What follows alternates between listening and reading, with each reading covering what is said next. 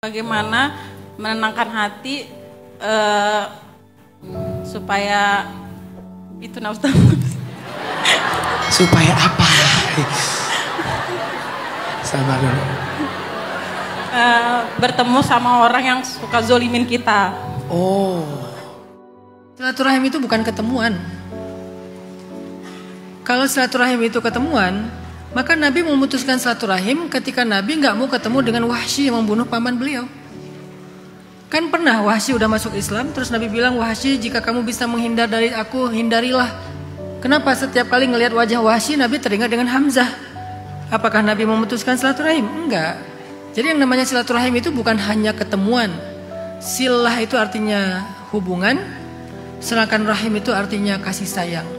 Artinya hubungan kasih sayang ini masih mau berkasih sayang. Contoh berkasih sayangnya apa?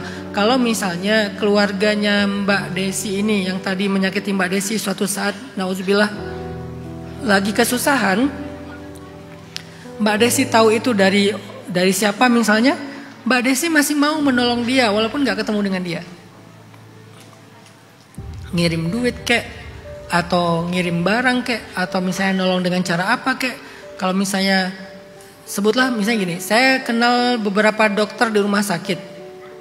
Pas ada salah satu teman saya sakit, padahal dia udah pernah nyakitin saya, maka saya bantu dia bukan dengan ketemu dia. Saya kasih tahu ke dokternya, itu teman saya gitu. Akhirnya diperlakukan baik sama dokternya, diprioritaskan, itu nolong kan namanya kan. Gak harus selalu ngasih materi atau apa gitu. Nah, Kak Desi itu mau nolong aja dengan cara yang terserah yang mana yang mampu, itu berarti udah menyambung silaturahim walaupun gak harus ketemu. Kenapa saya bilang gak harus ketemu? Karena ketemu di sini mudaratnya lebih banyak daripada manfaatnya. Dan dalam situasi-situasi yang kayak gini, orangnya masih toksik, Allah bilang wahjurhum hajran jamila, tinggalkan mereka baik-baik. Arti tinggalkan, menjauhlah dari mereka baik-baik. Karena kalau kita dekat dengan mereka, ketemu dengan mereka, justru akan saling menzolimi atau akan nambah dosa. Maka Kak Desi nggak usah khawatir kalau misalnya belum siap ketemu, jangan dipaksain. Beresin dulu lukanya sampai sembuh. Nanti ada masanya kita udah siap kok ketemu. Biasanya kalau kita udah benar-benar bahagia, udah settle banget, itu udah lebih punya imun. Tapi kalau belum benar-benar ada di posisi yang settle, belum benar-benar di puncak versi kita terbaik, kayaknya imun kita masih lemah. Begitu disentil dikit, luka lagi tuh.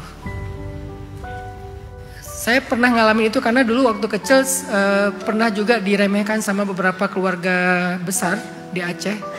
Tapi ketika sekarang misalnya saya udah ngalamin hidup saya udah baik, udah settle, saya ngerasa udah sukses, saya pulang ke Aceh, ketemu orang itu, udah imun. Begitu dia merendahkan saya nggak merasa direndahkan lagi. Kenapa? Karena yang dia katakan itu jelas-jelas salah gitu. Jadi kita nggak merasa terganggu dengan omongan dia. Nah, tunggu sampai kita punya imun, disitulah kita siap untuk ketemu.